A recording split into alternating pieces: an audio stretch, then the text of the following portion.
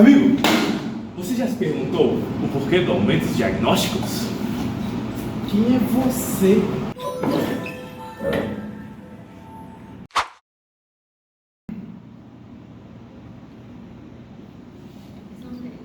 Que porra!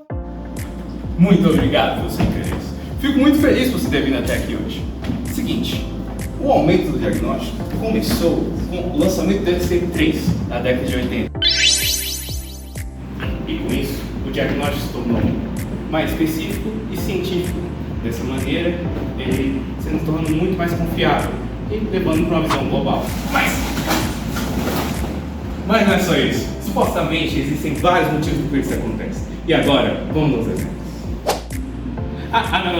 É coisa agora. Então, por que você acha que os diagnósticos de transtornos mentais estão cada vez mais aumentando? Eu vou te explicar por que eles estão aumentando. Entre 2010 e 2021, a gente teve um aumento na procura de cursos de psicologia de 136 mil para 289 mil matrículas. Isso é mais do que o dobro. Então a gente está formando muito mais psicólogos do que antigamente. Existem 216 milhões de pessoas no Brasil. Dessas 216 milhões, 550 são psicólogos. Então, a cada 400 pessoas, um é um psicólogo. Você vai andar na rua e você vai encontrar um monte deles por aí. E você acha que todos eles têm formação de qualidade? Não. Todas as piores faculdades do Brasil ofertam o curso de psicologia. Então, quantos desses são bons psicólogos? É impossível dizer. A maioria deve ser uma merda.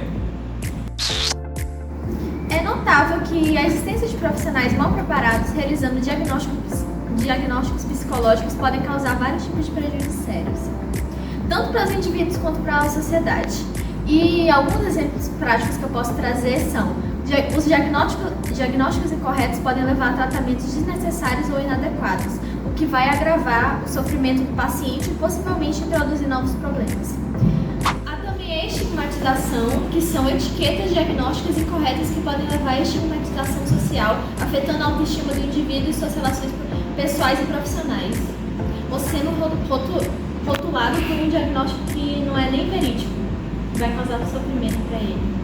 Também há a perda de tempo e recursos, que são terapias, medicamentos e outras intervenções custosas que podem ser empregadas sem a devida necessidade, que vai resultar em desperdício de recursos financeiros e do tempo do paciente. Há também o agravamento da condição, ou seja, se o problema psicológico real não foi identificado corretamente, a condição do paciente pode piorar, levando a crises mais graves e, em alguns casos, a riscos da vida. Há também a desconfiança no sistema de saúde, que são casos de diagnósticos incorretos que são repetidos e podem levar a uma desconfiança generalizada dos profissionais de saúde mental, desencorajando as pessoas a buscarem ajuda quando necessário. Há também o impacto legal, que são diagnósticos inadequados que podem ser usados em contextos legais, como na custódia de filhos, ou em decisões judiciais, resultando em consequências injustas e potencialmente destrutivas para as partes envolvidas. Viu? Eu não sou louco! Na verdade, eu não prestei atenção no que ela falou. Mas você prestou. Então, a questão é essa. Você tem esse monte de profissionais, a penca deles andando por aí, e você acha que todos eles são bem qualificados? Não, eles não são. Você tem um monte de profissionais que fazem isso pelo puro prazer de dar um diagnóstico para alguém.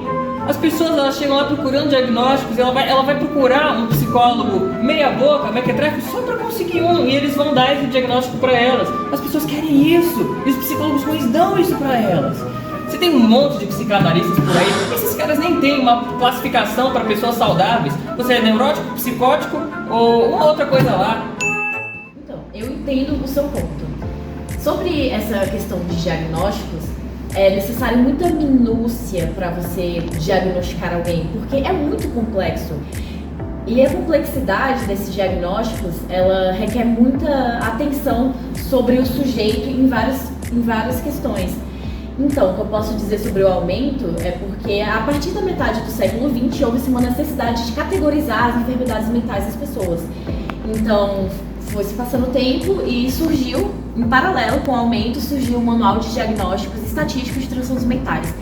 Então, por exemplo, com mais descobertas científicas sobre esses assuntos, com certeza haveria mais categorizações para diagnosticar mais pessoas. Os transtornos, por si só, eles sempre existiram, eles foram descobertos e foram nomeados.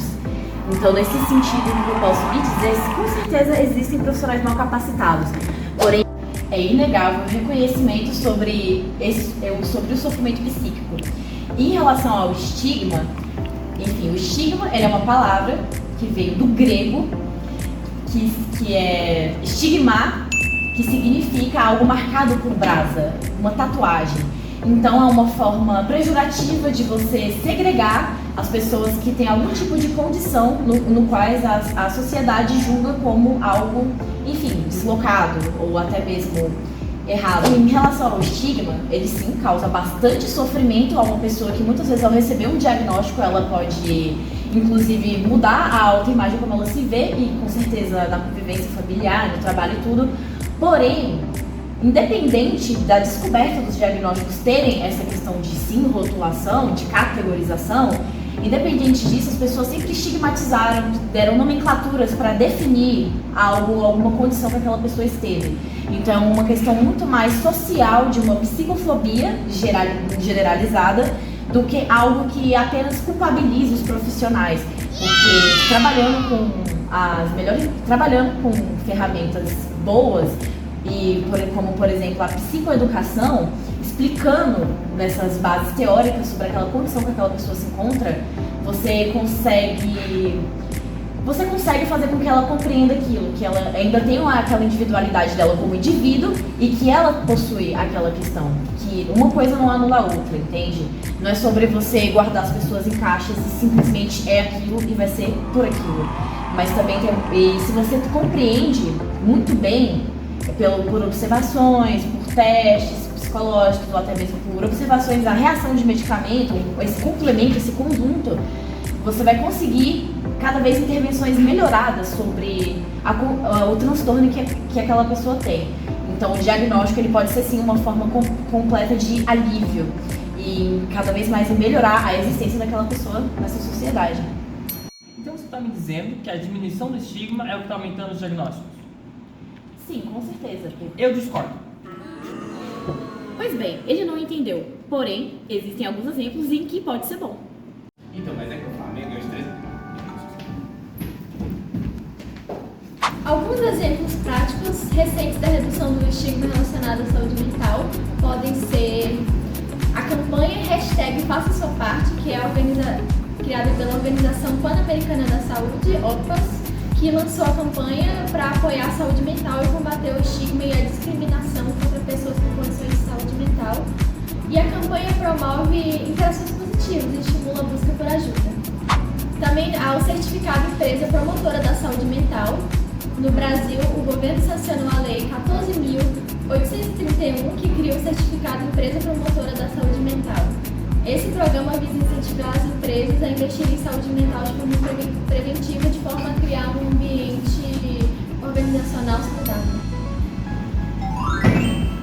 Também a Organização Pan-Americana da Saúde lança campanhas durante o Dia Mundial da Saúde Mental, que é 10 de outubro, para combater o estigma e promover a conscientização sobre a importância da saúde mental.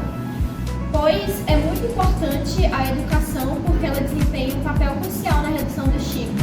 Ensinar sobre saúde mental nas escolas e ambientes de trabalho ajuda a disseminar informações precisas e combater mitos.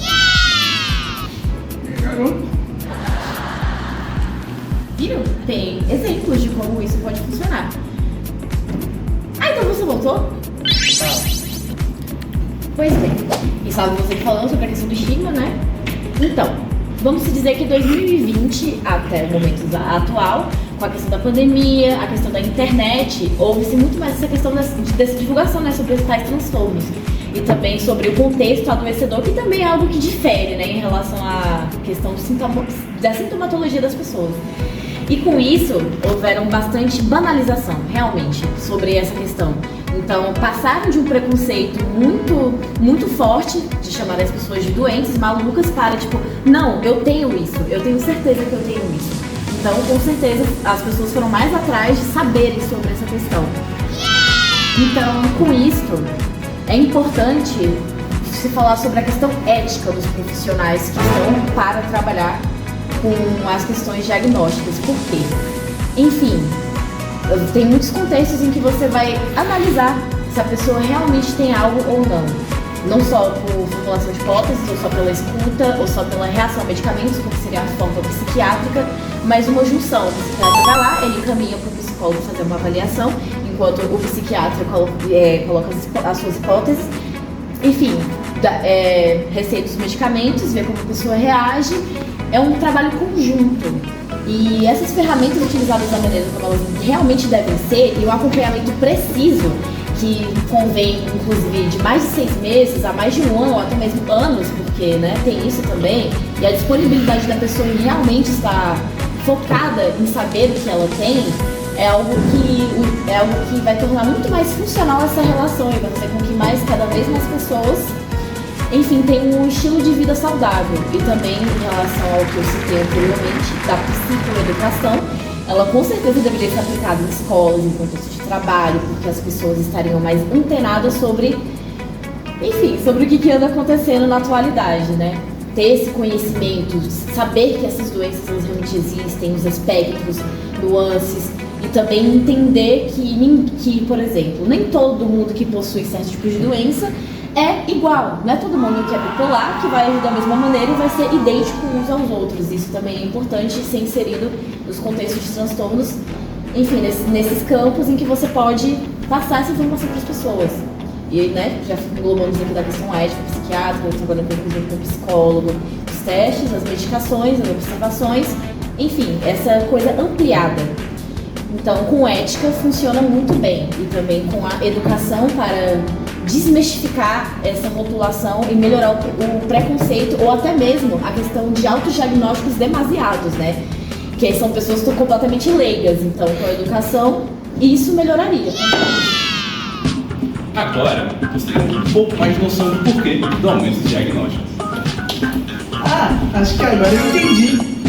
Mas e vocês? Qual é a sua opinião?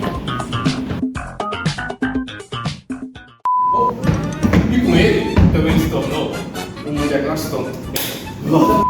No Brasil, a gente tem 216 reais. Como é que é jeito, Pedro? É notável que a existência de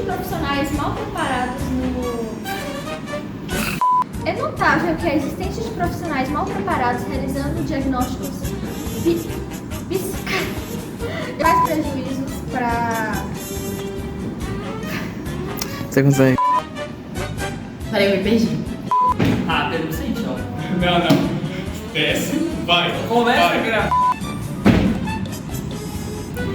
Também há o Dia Mundial da Saúde Mental, a OPAS, Organização Pan-Americana da Saúde. Vai, Letícia.